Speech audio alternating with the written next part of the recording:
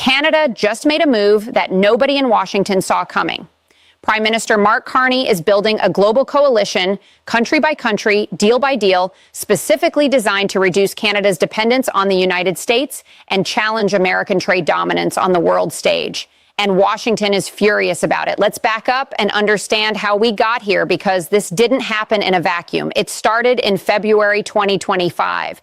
President Trump signed executive orders imposing a 25% tariff on most Canadian goods and a 10% tariff on Canadian energy products.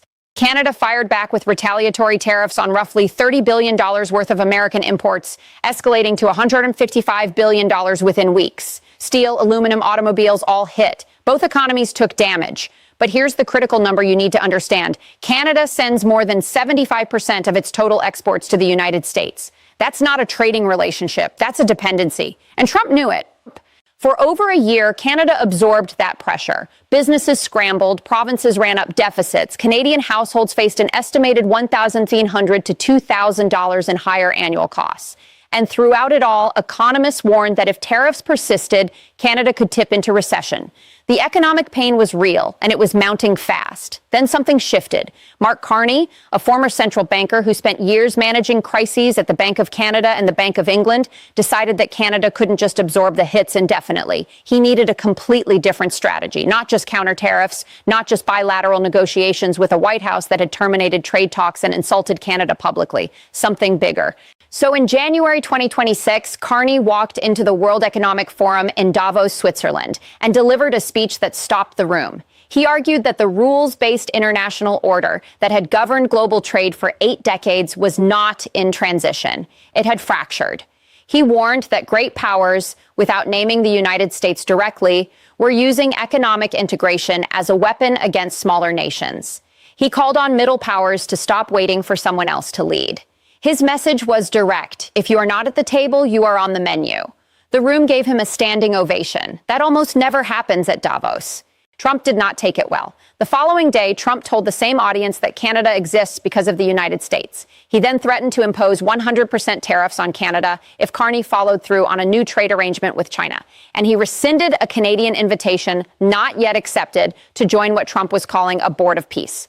The relationship had fully curdled. But here's where Carney's play gets interesting. While Trump was threatening and counter-threatening, Carney had already been working quietly and aggressively for months. Since taking office in March 2025, he logged nearly 60 days abroad, 60 days outside Canada in under a year, pursuing new trade relationships on 4 continents. The results are now becoming visible.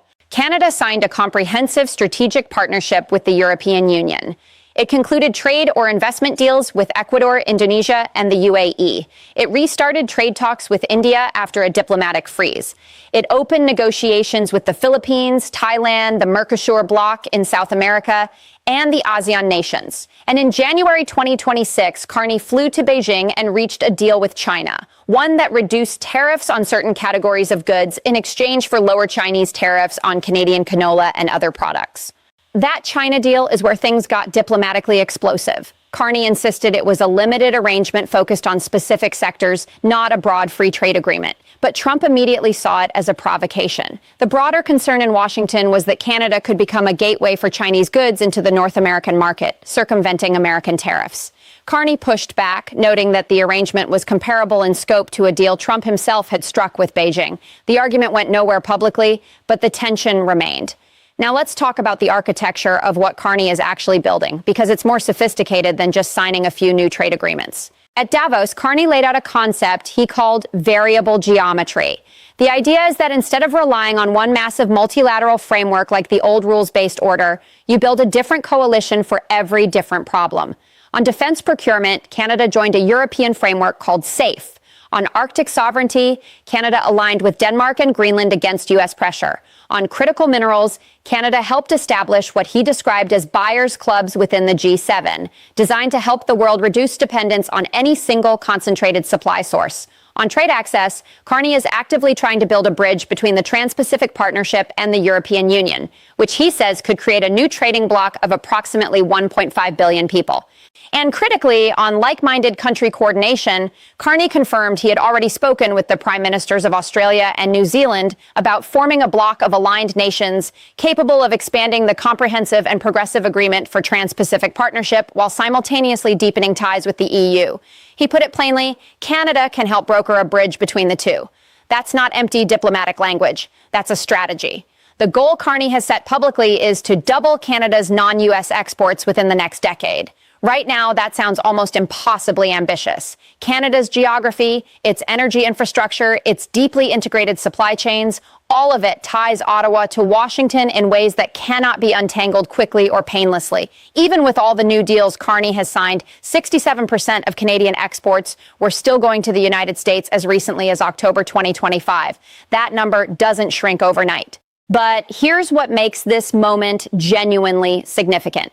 Carney isn't just reacting to Trump. He's responding to a structural shift in how global trade power actually works. For decades, the U.S.-led system offered predictability. Rules were written, enforced, and largely followed. That predictability made deep integration with the U.S. a rational bet for Canada. But in a world where tariffs get imposed via executive order overnight, where trade talks get terminated because of a radio advertisement, where the threat of annexation gets floated casually by an American president, the old bet no longer makes sense in the same way. Carney called it plainly.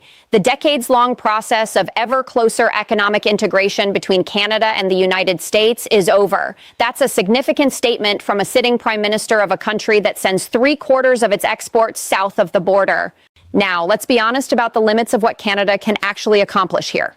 The U.S. Treasury Secretary Scott Bessent dismissed Carney's entire strategy as a, quote, globalist agenda and insisted there is far more north-south trade potential than east-west trade. Economically, he's not entirely wrong. Canada's trade infrastructure, its pipelines, its rail lines, its port capacity, all of it was built to move goods toward American markets, not toward Asia or Europe. Redirecting that flow takes years of infrastructure investment, new supply chain relationships, and sustained political will.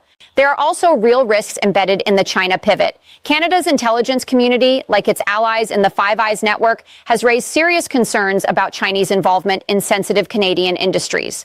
Allowing Chinese electric vehicle manufacturers into Canada's auto sector, for example, creates exactly the kind of national security questions that complicate any deepening of that relationship. Carney is threading a very narrow needle, using China as leverage and as a partial offset to American pressure without creating new strategic vulnerabilities in the process.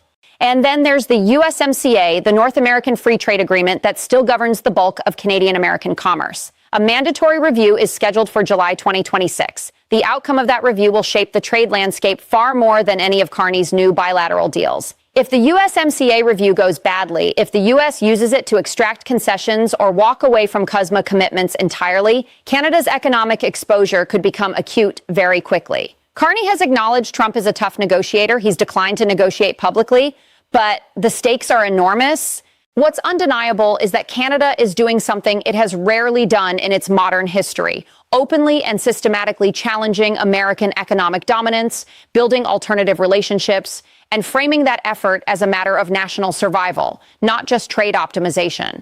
Whether that effort succeeds will depend on how quickly new partnerships translate into real trade flows, whether the USMCA review produces a workable outcome, and whether the coalition Carney is assembling holds together when American pressure intensifies. The world is watching to see if a mid-sized democracy with major economic exposure to a hostile neighbor can actually build a viable alternative. Canada under Carney is betting it can. That bet is now being placed in real time. If this breakdown gave you a clearer picture of what Canada is actually doing and why it matters, drop a comment below and let us know. That's a wrap for today. Subscribe and turn on notifications because this story is moving fast. And understanding the realignment of global trade power is essential for what's coming next. We'll stay on it.